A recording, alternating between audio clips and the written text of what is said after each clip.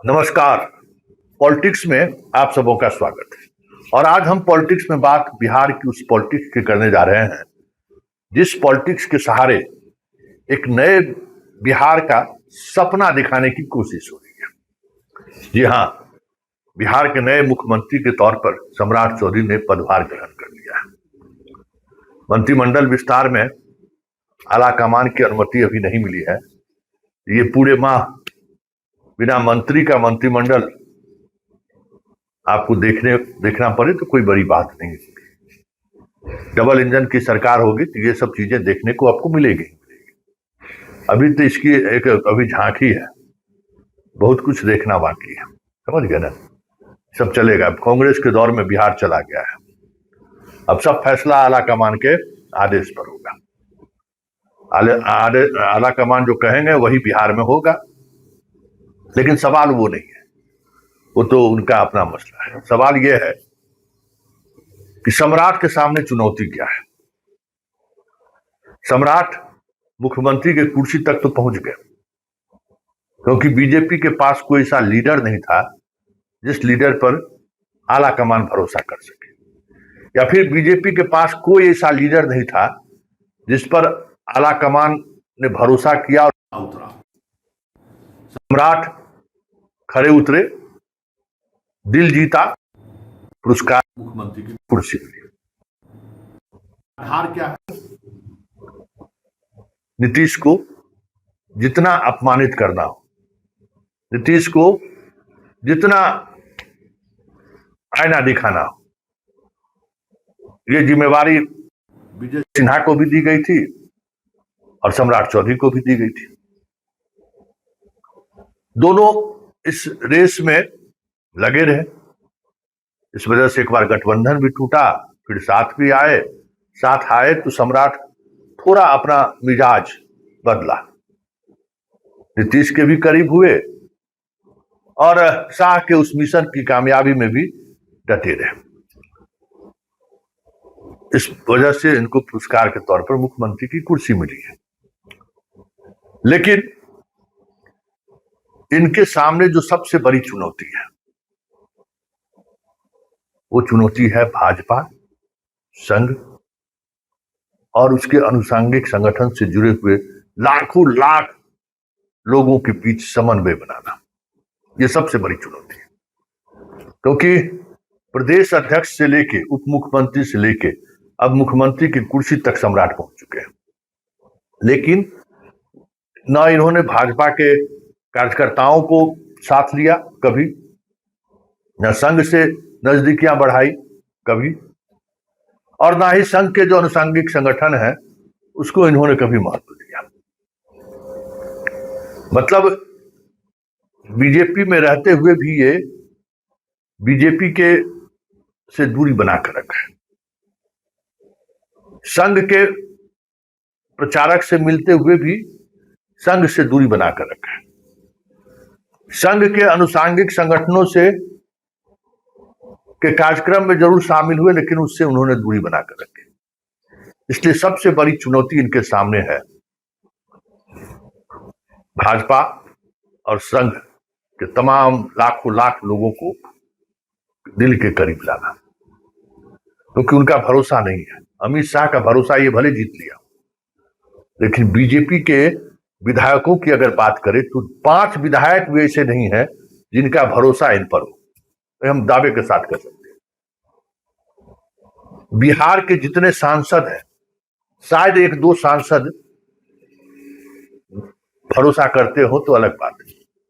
मतलब एक ऐसा व्यक्ति कुर्सी पर बैठा है जिसको ना तो विधायक पर पकड़ है, ना विधायक का समर्थन है, और ना ही अपने दल के पार्टी के नेताओं का समर्थन है, ना सहयोग भी है।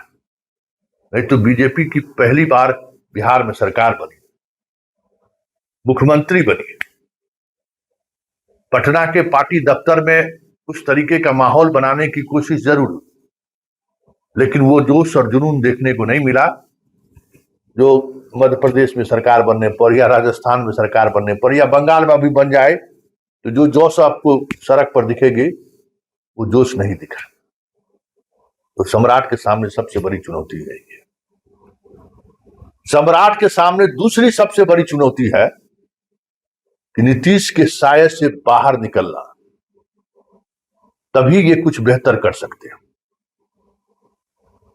जो इस लाइन पे काम कर रहे हैं या जो इस बात को मजबूती से रख रहे हैं, नीतीश कुमार परिस्थिति के मुख्यमंत्री रहे हैं, ये बात समझिए, और परिस्थिति की वजह से लोग उनको वोट भी करते रहे।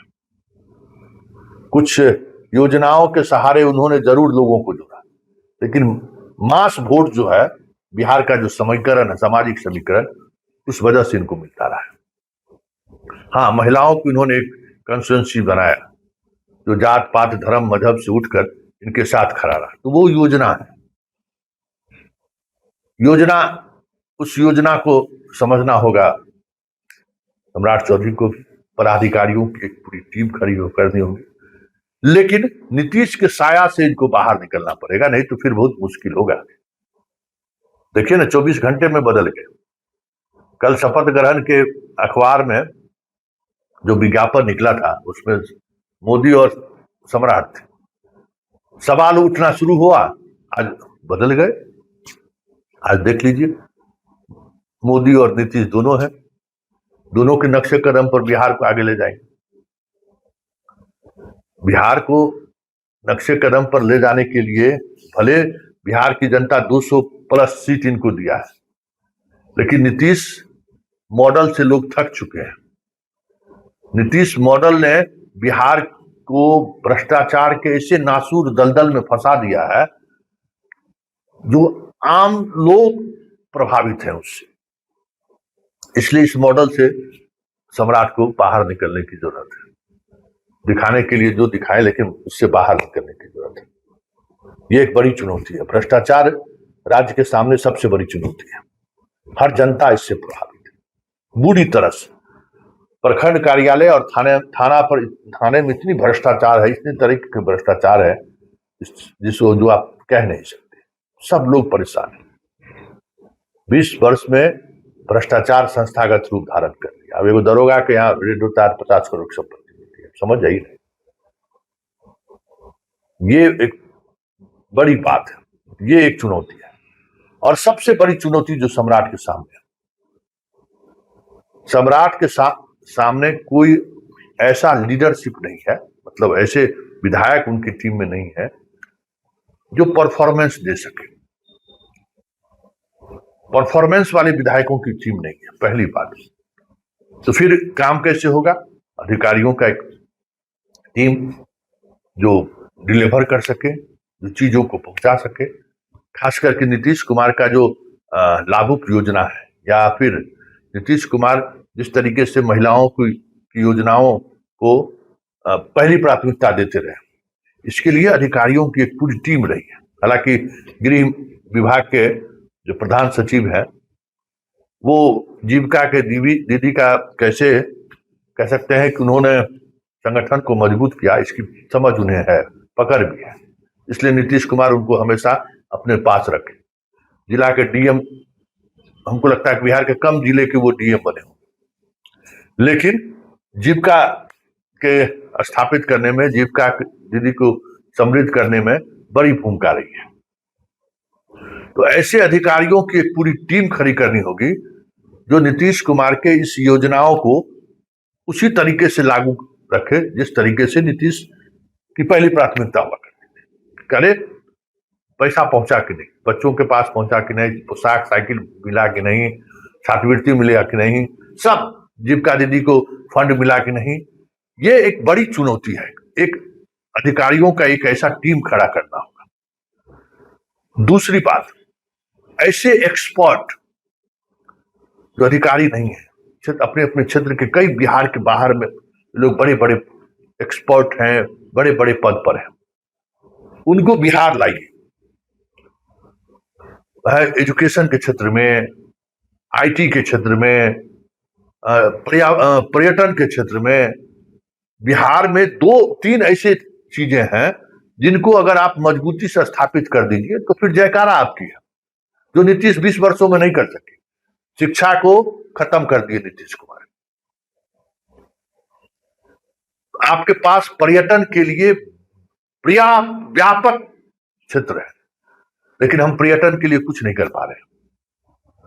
तो शिक्षा, पर्यटन और आईटी, पूरे देश और दुनिया में बिहार के लोग आईटी में परचम लहरा रहे हैं।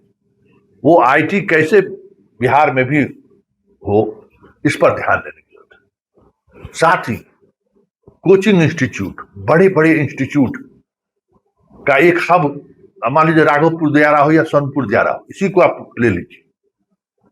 पूरे पटना से जो कोचिंग संस्थानों को शिफ्ट करा दीजिए वहां, बच्चे पढ़ने पढ़ाने का माहौल वहां बना लीजिए। एक एजुकेशनल समझ जाइए कि डिस्ट्रिक्ट बना दीजिए आप पूरे दियारा को, जहां सिर्फ पढ़ने पढ़ाने और उससे जुड़े हुए चीजों का काम होता रहे।